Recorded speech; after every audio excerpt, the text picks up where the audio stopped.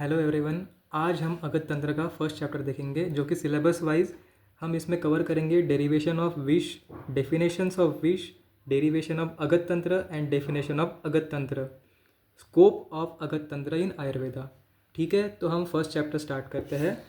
Introduction of अगत तंत्र। अगत तंत्र का परिचय देखेंगे तो पहले यह दो शब्दों से बना हुआ है, अगत और तंत्र। अगत को अब हम प्रॉपर डिस्कस करेंगे। अगत का अर्थ होता है गद। अगद यह दो शब्दों से बना है, अ और गद। इसमें गद का अर्थ होता है व्याधि, विकार, तथा अगत से तात्पर्य व्याधि को दूर करना। अ मतलब अ ऐड कर दिया गद के सामने, तो गद मतलब हो गया व्याधि, और व्याधि का अ मतलब व्याधि का विरोध करना मतलब अगद होता है। अब अगत तंत्र जो है ये गद शब्द से बना है। जो गद शब्द है वह गद धातु में अच प्रत्यय लगकर बना है। इसका अर्थ होता है रोग, पीड़ा या विष। अब इसकी दो प्रकार से व्याख्या की जाती है। ना अस्ति गदो यस्यम, ना अस्ति गदो यस्मात्। अब ना अस्ति गदो यस्यम इसका अर्थ होता है रोग रहित रहना या फिर निरोगी होना, और ना अस्ति गदो यस्मात् का अर्थ होता है विष का नाश करना, या फिर जो विष का नाश करने वाली औषधि है उसे हम ना अस्ति गदो यस्मात् इस नाम से ज्ञात करते हैं। अब हम देखेंगे अगत के पर्याय। तो अगत के पर्याय के एक श्लोक बताया गया है जो कि अमरकोश में बताया है कि भेषजो औषध भेषजान गदो जायुर त्यापी। इसका अर्थ होता है कि भेषजम औषधम, भेषजम अगदह और जायु, ये 5 अगत के पर्याय बताए गए हैं। अब हम देखेंगे तंत्र का अर्थ क्या होता है। तंत्र तंत्र यानी होता है चिकित्सा। तंत्र का अर्थ यह होता है कि किसी तंत्र तंत्र को चिकित्सा या शास्त्र कहते हैं। इसका अर्थ यह है कि जिसके द्वारा शरीर की रक्षा की जाए उसे तंत्र कहते हैं। शरीर की रक्षा शास्त्र और चिकित्सा दोनों के द्वारा की जाती है। शास्त्र मनुष्य को ज्ञान प्रदान कर उसके मानसिक एवं नैतिक पक्ष की रक्षा करता है, और चिकित्सा उसके मनोदेहिक तंत्र की आरोग्य प्रदान करता है। मनोदेहिक तंत्र का अर्थ होता है कि मन और देह, देह यानी शरीर, अर्थात जो तंत्र है, तंत्र के द्वारा हम रोगी पुरुष के शरीर की तथा उसके मन दोनों की रक्षा करते हैं। अब इसके बाद हम देखेंगे अगत तंत्र की परिभाषा।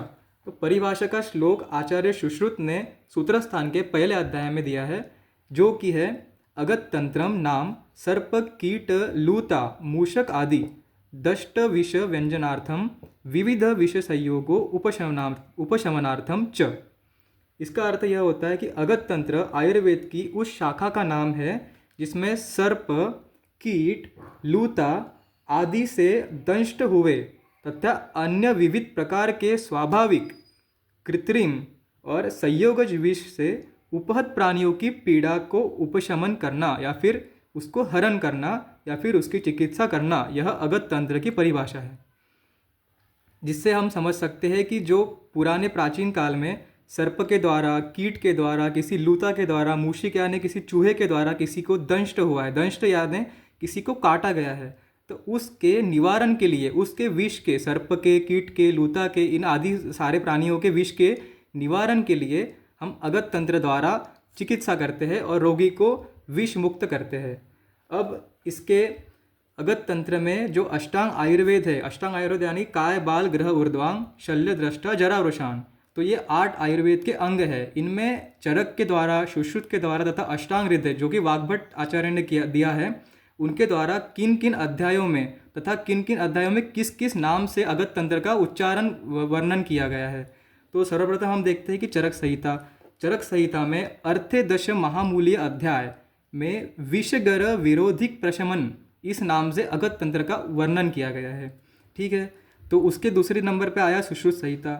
सुश्रुत संहिता के सूत्र स्थान के पहले अध्याय वेदोत्पत्ति अध्याय में अगत तंत्र को अगत तंत्र नाम से ही वर्णित किया गया है।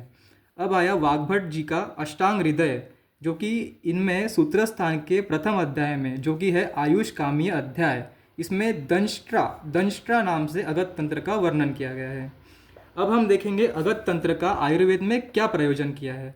तो अगत तंत्र का प्रयोजन आयुर्वेद के प्रयोजन के समान ही है, जो कि है स्वस्थस्थ स्वास्थ्य रक्षणम आतुरस्य विकार प्रशमनम च। अर्थात इसमें दोनों में बस यही अंतर है कि आयुर्वेद के प्रयोजन में स्वस्थ व्यक्ति के स्वास्थ्य की रक्षा करनी है, और जो रोगी है उसके रोग मुक्त करना है। परंतु अगत तंत्र में स्वस्थ प्राणियों की विष के प्रभाव से रक्षा करनी है, जिसमें विष सबसे महत्वपूर्ण है क्योंकि ये अगत तंत्र है। इसके बाद जो व्यक्ति विषाक्त है, जिसके शरीर में विष की उत्पत्ति हो गई है, उत्पत्ति यानी किसी सर्प के द्वारा, किसी वृश्चिक के द्वारा या फिर किसी भी विषैले प्राणी के द्वारा उसे काट लिया गया हो, तो उसके विष को मुक्त करना यह अगत तंत्र के प्रयोजन में आता है। तो हमने दो प्रयोजन देखे, पहला कि स्वस्थ प्राणियों की विष के प्रभाव से रक्षा करना, और दूसरा विषाक्तता से ग्रस्त प्राणियों का कष्ट निवारण करना। ठीक है, अब हो गया अगत तंत्र का प्रयोजन। अब आयुर्वेद में अगत तंत्र का महत्व जो है कि जो कोई प्राणी विष के द्वारा, मतलब किसी भी प्राणी के विष के द्वारा मनुष्य को किसी ने काट लिया है, तो उसके विष का हरण करना हमें अगत तंत्र के विविध भेदों में वर्णन किया गया है। तो अगत तंत्र के परिचय में इतना ही होगा। इसके बाद हम देखेंगे टॉक्सिकोलॉजी, जो कि अगत तंत्र को मॉडर्न मेडिसिन में टॉक्सिकोलॉजी नाम से संज्ञा दी गई हुई है। अब टॉक्सिकोलॉजी की इटीमोलॉजी देखते हैं, जो कि टॉक्सिकोलॉजी है, यह वर्ड टॉक्सिक प्लस लॉजी इन दो शब्दों से मिलकर बना है। टॉक्सिक का अर्थ होता है टॉक्सिन्स, टॉक्सिन्स यानी कि जो भी विषैले पदार्थ होते हैं उन्हें टॉक्सिन्स कहते हैं। और लॉजी जो होती है उसको कहते हैं स्टडी, किसी भी विष की या फिर किसी भी एक स्पेसिफिक वस्तु की स्टडी करना, उसकी परीक्षा करना, उसका निरीक्षण करना, उसका अभ्यास करना स्टडी कहलाता है। अब हम देखेंगे definition of toxicology. Toxicology is the branch of medical science which deals with poisons, their sources, chemical composition, properties, their symptoms, fatal results and their antidotes। इसका अर्थ ये होता है कि टॉक्सिकोलॉजी एक मेडिकल साइंस की ऐसी ब्रांच है जो कि पॉइज़न के होने वाले जो इफ़ेक्ट्स है उसके ऊपर, पॉइजन्स के जो सोर्सेस है, ताकि मतलब जो पॉइज़न अपने शरीर में एंटर हुआ है वो किस सोर्स के थ्रू एंटर हुआ है, जो पॉइज़न है उसका केमिकल कंपोजिशन क्या है। फॉर एग्जांपल जैसे कि भांग होती है, भांग, तो भांग के केमिकल कंपोजिशंस रहते हैं कैनाबिनॉल, कैनाबिडियोल, ये हो गए भांग के, या फिर जो जिसे गांजा भी कहते हैं उसके कंपोजिशंस है, इसको केमिकल कंपोजिशंस कहते हैं। जो जो पॉइज़न है उसकी प्रॉपर्टीज़ क्या है, वो या तो हार्ट के लिए अफेक्ट करेगा मेनली, या तो अपने न्यूरो सिस्टम पे अफेक्ट करेगा। और जो उसके सिम्टम्स है, जैसे कि फॉर एग्जांपल सिम्टम्स बहुत सारे होते हैं कि माउथ में ड्राइनेस आ जाना, डिस्फेजिया होना, बोलने के लिए तकलीफ़ होना, या फिर आँखों में सूजन आ जाना, पूरे बॉडी में सूजन आ जाना, ये सारे उसके सिम्टम्स होंगे। फैटल रिजल्ट का अर्थ ये होता है कि यह फैटल का अर्थ होता है घातक, घातक जो है उसकी घातक मात्रा होती है और उसका घातक पीरियड होता है, इन दोनों को मिला के फैटल रिजल्ट कहते हैं। फैटल डोज का अर्थ क्या होता है कि फैटल डोज ये होता है कि इस स्पेसिफिक क्वांटिटी में अगर हमने इस स्पेसिफिक पॉइज़न को इनहेल कर दिया या फिर खा लिया या फिर किसी विष के द्वारा हमें बाइट कर लिया गया, तो कितने क्वांटिटी में अगर वो अपने बॉडी में एंटर हुआ है तो वो अपने बॉडी के लिए घातक होगा, इसे कहते हैं फैटल डोज। और फैटल पीरियड जो होता है कि कितने समय में हमारे बॉडी के लिए वो हार्मफुल होगा। जैसे कोई पॉइजन्स 12 घंटे में फैटल होते हैं, कोई पॉइजन्स 24 आवर्स में फैटल होते हैं। इसका अर्थ यह है कि अगर कोई पॉइजन 24 आवर्स में फैटल हो रहा है तो 24 आवर्स में वो किसी भी मनुष्य की जान ले सकता है। ठीक है। और एंटीडोट्स का अर्थ होता है कि जो पॉइज़न को मारे, जो कि अपने शरीर में हम डॉक्टर्स वगैरह देते हैं पेशेंट को बाय इंजेक्शंस वगैरह, तो एंटीडोट का यही मतलब होता है विष का प्रतिविष। फॉर एग्जांपल जैसे कोई एक पॉइज़न अपने बॉडी में चला गया है, अब उसके केमिकल कंपोजिशंस के अपोजिट काम करने वाले केमिकल कंपोजिशंस के ड्रग्स को बॉडी में या तो आईवी के थ्रू या तो आईएम के थ्रू सप्लाई करना या फिर प्रोड्यूस करना, जिसके कारण जो पॉइज़न बॉडी के अंदर हो गया है उसको एंटीडोट के द्वारा ख़त्म कर देना, इसे एंटीडोट कहते हैं। अब ब्रांचेस ऑफ टॉक्सिकोलॉजी की मेजरली 4 ही ब्रांचेस बताई गई है, जो कि है पहली फॉरेंसिक टॉक्सिकोलॉजी, सेकंड है क्लिनिकल टॉक्सिकोलॉजी, थर्ड है फार्माकोटॉक्सिकोलॉजी एंड फोर्थ है रेगुलेटरी टॉक्सिकोलॉजी।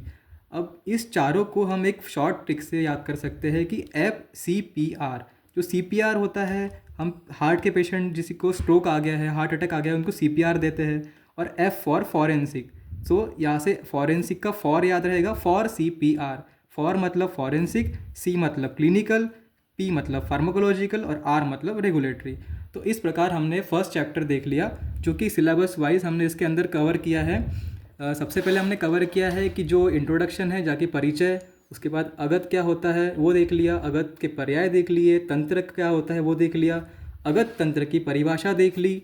उसके बाद हमने अष्टांग आयुर्वेद में चरक, सुश्रुत तथा वाग्भट द्वारा किन किन अध्यायों में किन किन नामों से अगत तंत्र का वर्णन किया है वो देख लिया। और अंत में हमने आयुर्वेद अगत तंत्र का प्रयोजन देख लिया। और फाइनली हमने मॉडर्न में अगत तंत्र को टॉक्सिकोलॉजी कहते हैं उसकी डेफिनेशन देख ली, उसके ब्रांचेस देख लिए और उसके एंटीडोट्स देख लिए।